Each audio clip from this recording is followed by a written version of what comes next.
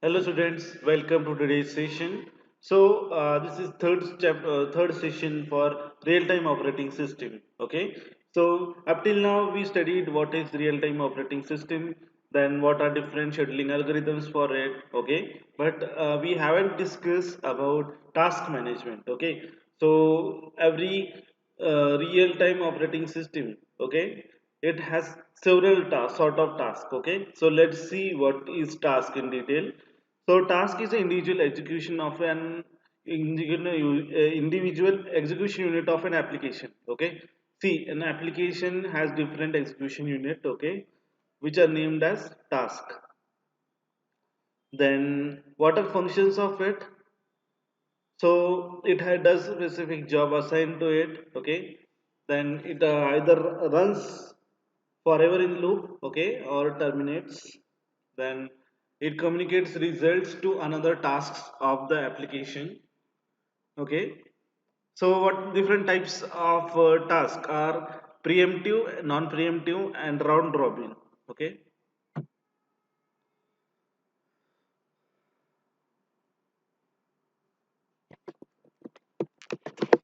we will see now example, real life example of this task sorting. Okay, so for example, a car has different type of task. Okay, like first is driving, then there is a windows. Okay, windows task is also there, like windows can be closed or opened. Okay, on basis of one automated button.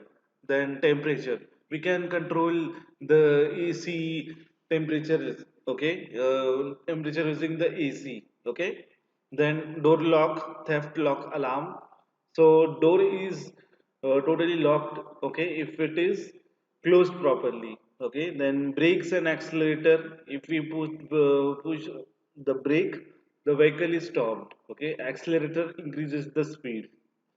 Then airbag for accident prevention is there. Okay, so these are different sorts of tasks a car has. Okay, these parts can run independently. Okay, however this we will need to communicate each other. Okay, so there is one master task that supervises other tasks. Okay,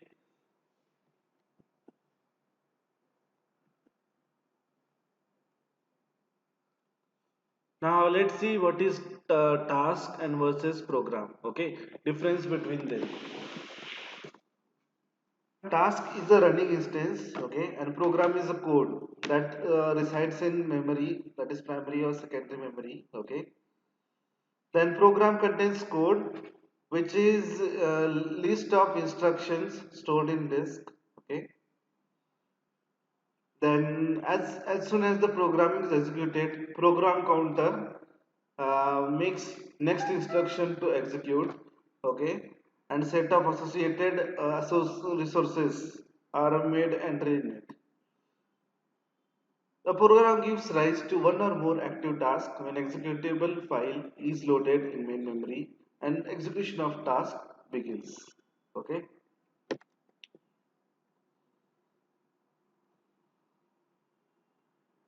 Now let's see what are different task states. Okay, like we have seen life cycle of thread in Java. Okay, so similarly task has its life cycle. Okay, so the first state is new, that is the new task is created, running, new instructions are being executed, waiting, that means instruct task is waiting for some event to occur, ready means the task is becoming made itself ready to get assigned to any of the processor. Okay, terminated means it is finished execution. Okay, now this switching between running and ready, okay, it can be done using interrupts. Okay,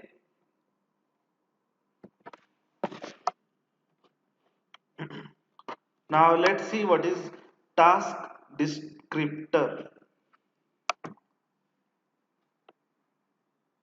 So task descriptor is used to keep the clear picture of what task is being done. Okay. Then task priority information is maintained in it. So what files are allowed to the address, okay, that is managed by the task manager. So see this block diagram of task descriptor, okay. First pointer, task state, task number, program counter, register, memory limits, list of open files.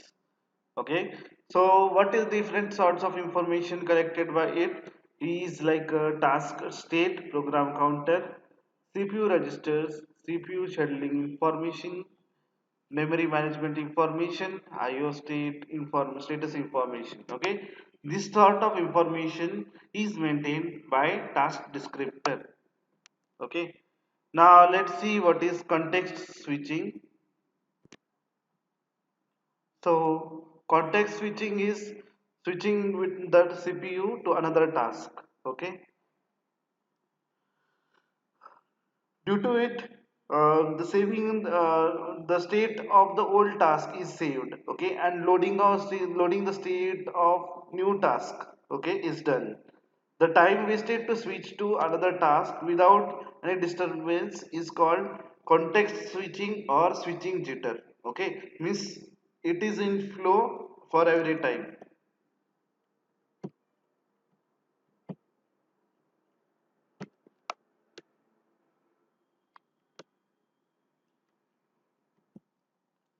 Now let's see when synchronization occurs. Okay, there are some occasions where multiple tasks are running simultaneously. Okay, so they can run simultaneously on single processor or multiple number of processors. Okay, so they give appearance that for each task, there is only one task in the system. Okay, then at higher level, all these tasks are executing efficiently. So due to this, there may occur race condition. Okay, due to this asynchronous nature of scheduled task, there may occur race. Okay, let's see what is that race.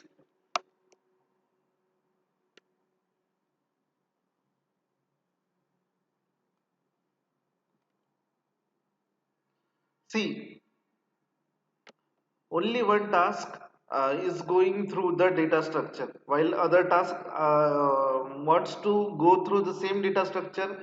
There may occur a problem. Okay, so this problem is called race condition. Okay, race condition is nothing but tasks are racing with one another to change the same data structure. Okay,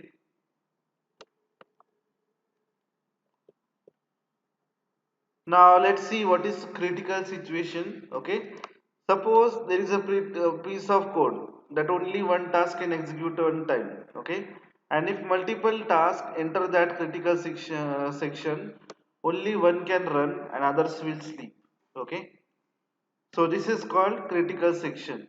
See here, there are multiple three tasks. Okay, so one task was only executing and other tasks are sleeping. Okay, sleeping means other task execution is paused and operating system will run some other task.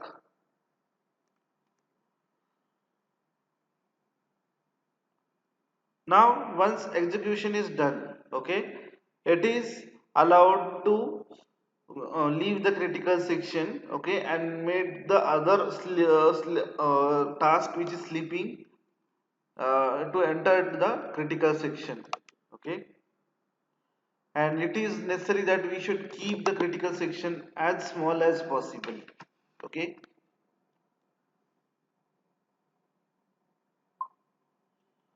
so now let's see mutual execution. Okay, mutual execution can be also named as mutex. Okay, it is short form for it. So mutex is the protected resource. Okay, so it is just like a token. Okay, like where we have token system in some occasions. Okay,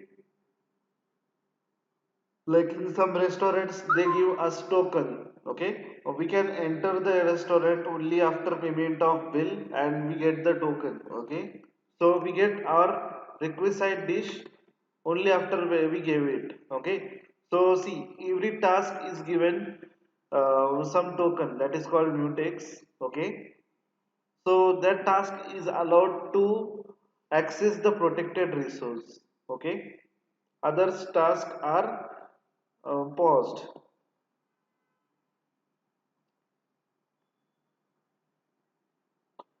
So when one task finishes its execution, it releases the mutex, that is token. Okay. So other task wakes up and grabs that mutex. Okay, and goes into execution.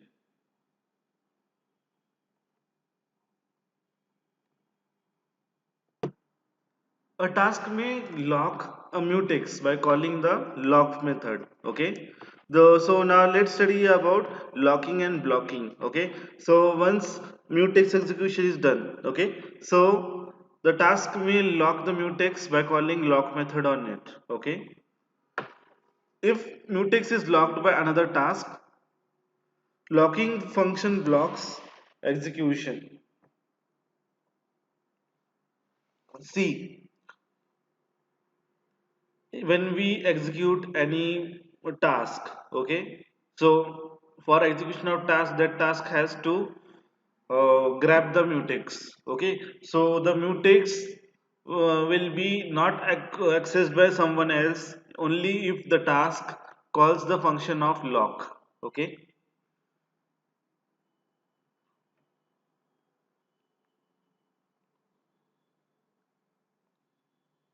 and if other function if the mutex is locked by some other task, locking function blocks execution. Okay, and returns only when the mutex is unlocked by other task. Okay, always remember.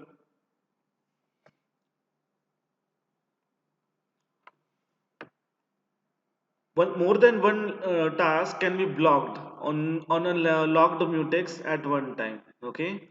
Then when the mutex is unlocked, only one of the blocked task is unblocked and allowed to lock the mutex. Okay. The other tasks stay unblocked. Okay. Stay blocked.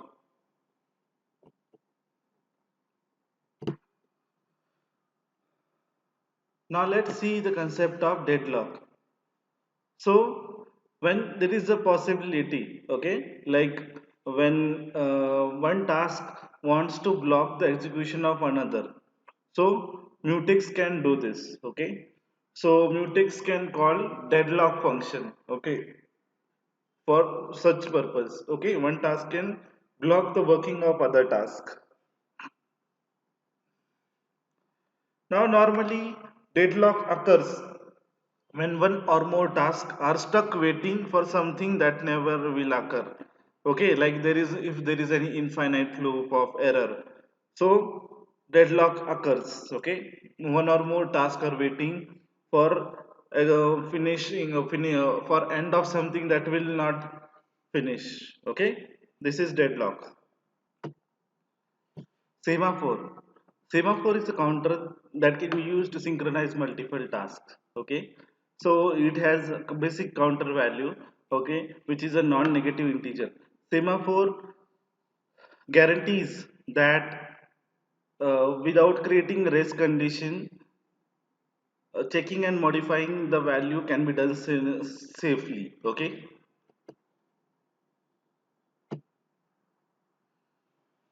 Now, what are different semaphore operations? Let's see.